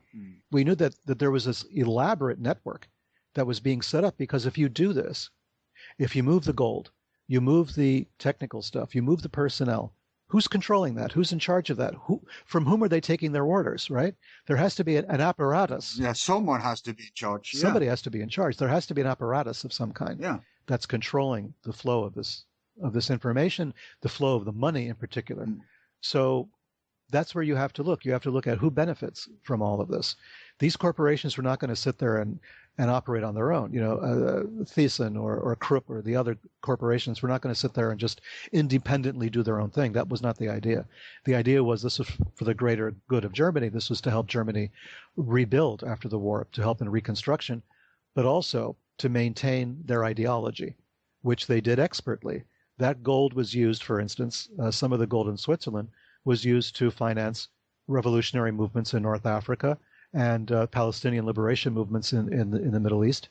This gold was there to help train commandos and to help build rocket programs in Egypt, and so on and so forth. And in South America as well, building jets, developing new jet aircraft. One of the Horton brothers went down there to develop flying wing aircraft. There was atomic research going on, as we know, in Bariloche and places like that in Argentina. So all of this was taking place with German money and German scientists. What did that mean? That meant that it was for a purpose. They were taking orders from someone. They were cooperating with someone. It wasn't a bunch of guys running around like madmen. When there was such a great organization that was being run by Otto Skorzeny, by Hans Ulrich Rudel, by people like that who were very visible, running all over the world, making sure that everybody was marching in the same direction. Yeah, we want you on for a show about Sure. only this Hitler legacy thing. But I guess what we're getting at here, to conclude then, or not to conclude, actually, but I mean, if we could find out who's controlling who, that would be a sort of conclusion. And I guess that's what the effort has to be about. Because you have, at the one hand, a scenario, you have these two extreme right-wing waves coalescing, the one from the outside of America and the one from the inside. Yeah. And the question is, who is the national security apparatus having the exile Nazis and the corporations as slaves for them? That's a plausible scenario. And that Hitler and Bormann are allowed to, survive. Or is Bormann actually the spider in the shadow controlling the U.S. national security, or even the military-industrial complex? Now, it's not important which one is the true thing here. What's important is, in this context, that if JFK would be a threat, no matter what, to both of them. Oh, absolutely. To not just threaten their interests, but also to threaten that connection that there is this, he's from the people and American patriot kind of point of view, whereas they have this more geopolitical, ideological agreement. So he would be a threat to them, no matter who was in control of who. Kennedy was a threat just because he was Kennedy. I mean, Kennedy was a walking threat to certain special interests in the United States and abroad. Kennedy was conceived as a threat by the very same people. We have contingents of them today who see Kennedy as a traitor. They see him as a communist. They see him as all sorts of evil things that he was not, but they see him from that point of view. That's the perspective. Yeah. And when you talk about this, it's not that you have an entire American apparatus which is a slave to a Bormann or to a Nazi international, the way that Farrell describes it. I would say that most Americans that I know, that I've met in the course of my research on all different sides of political spectrum, they don't consider themselves that way. They consider themselves to be patriotic Americans who just happen to be neo-Nazis or Klansmen or something. They see themselves as doing, quote unquote, the right thing. It's just that their attitudes are such that they're poisonous. So you can have the Ku Klux Klan people saying that they're the real Americans. Everybody that's trying to lay claim to what being a real American is. That's part of the problem. We're not really defining America very well. So you have a mentality that doesn't need a Bormann to tell them what to do. They know what they're supposed to do. Do you know what I mean? Like the Trump movement today. Yeah, something like that. I mean, they don't need to have a Nazi saying them, okay, you have to follow the Third Reich, or you have to read Mein Kampf. They would probably be revolt completely against it. Yet they're buying into the same program without realizing it. They're sympathetic to these ideas. They're sympathetic to the Brexit vote, for instance, right? Yeah. Well, actually, so am I, but for completely different reasons. For different reasons, right? But the idea that it's an anti-immigration vote and an anti-European vote has resonance with people in this country who want the same thing. Yeah. If there was a Brexit for the United States, they would take it. We just can't leave it. We are the problem. Yeah, but that's not why. Brexit didn't win because of that. What the corporate media do is that they take that faction of Brexiters, because, of course, Nazis will always support something that benefits the nation state. So you take that, but you will always find kooks in all camps. Sure. But they zoom in on it and they make that the scapegoat, not mentioning, of course, the social aspect here, millions are without work. And I agree. I agree 100%. But it's because of this emphasis, the emphasis on immigration, for instance. Yeah. It's because of that emphasis that it resonated with people in this country. It's what they resonated with. It's this concept that it was anti-immigration, which is what Trump said in Scotland, right? Ridiculously, when Scotland was against Brexit. But yeah, he had no clue. He had no clue whatsoever. But you're making your country independent. It's the same mentality. Yes, we focused on all the wrong things when it came to the Brexit vote. I mean, most Americans don't have a clue what that was all about anyway. Yeah. I used to work in Europe. I mean, I used to have offices in the UK. I mean, I know what they were dealing with the European Union. Just to sell an electrical product of any kind, even a plastic faceplate, which had no moving parts and no electricity in it at all. It had to have all sorts of approvals and go through all sorts of processes before it could be sold. I mean, I ran into that. It was a nightmare, an obvious nightmare. So I understand that aspect, but we emphasize the immigration aspect because here in this country, that's what we're focused on, right? So we interpreted the entire Brexit thing from our own narrow political biases and prejudices, and it just emphasized what those prejudices were. But there is a connection because there is social unrest. People are displeased all over the world now, and they can go in different directions. Like they can go in a Trump direction, they can go in a Sanders direction, they can go in a libertarian. Yep. So yeah, there is that can be said to be some kind of connection. But hey, Peter, we have ranted on for this topic very long now. I think we should take a break. Probably it's been about 2 hours. Yeah, I think we probably should take a break. Yeah, because my mind is fried right now on Nazis. Yeah. Plus we've been very focused on something different. Oh yeah. But we have like about an hour more. So if we spend like a little over an hour and see how that goes. How much time? Say do an hour or two tops. Okay. So when we come back immediately after, we will be having a deeper conversation in a way. And we will talk on your insights into the other weird stuff with JFK, because you know the material about JFK so well by heart. And you do have enough material for us to chat on. Sure. So this will be like something else than what we just did. Okay. So we're going to talk a little more about this subject and then call it a day. Okay, fine. Great.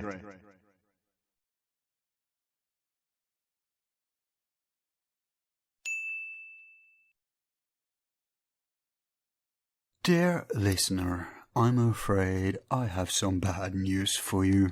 As members of our website and people following our Facebook page already knows, there is no part 2 to this show today, despite what we said at the end there. To make a long story short, our headquarters were attacked by a freak blitz. The same that killed hundreds of reindeer, if you read that news. And in the process, we lost not only equipment, but also some shows. And one of them was the second part of this talk. So, only if you can access the Akasha Chronicles will you be able to hear the delightful completion that I won't even begin to sum up for you now, as to avoid getting depressed. I would apologize, but force majeure is out of our hands, and besides, I think it pains me more than you. But hey, you can always read Levenda's books, as well as tuning into our future shows, as I give my solemn oath that unless the next lightning attack strikes me and removes me from this world, we shall continue this path we are tracking down in depth, with several excellent expert guests, leaving no stone unturned in the process. The advantage of signing up to our website, by the way, is that you will get access to all our shows months and months before they are publicly released online, as well as a few other perks like bonus shows and also our forum talks where me and Bella address questions and comments from listeners. When you sign up, it's important to know that unless you drop us a mail telling us you signed up and donated, it may take forever for us to grant you access, since our resources are stretched and we can't manually check between these two lists all the time, and we haven't a technical solution for automatizing it. If you think we should do better, we agree, but it boils down to funds, so feel free to contribute so that we can get more professional and streamlined in our services. Finally, we'll end this show with some wisdom from JFK himself. And imagine that once upon a time a president could actually be apt. No wonder he was taken out. Anyway, the following are quotes of his. The problems of the world cannot possibly be solved by skeptics or cynics, whose horizons are limited by the obvious realities. We need men who can dream of things that never were. The goal of education is the advancement of knowledge and the dissemination of truth. The greater our knowledge increases, the more our ignorance unfolds. Things do not happen. Things are made to happen. Those who make peaceful revolution impossible will make violent revolution inevitable. If we cannot now end our differences, at least we can help make the world safe for diversity. As we express our gratitude, we must never forget that the highest appreciation is not to utter words, but to live by them. That's it for today. Thank you for following us yet again. Your host tonight has been Al, and until next time, I bid you sincere regards from me and my team. Be seeing you.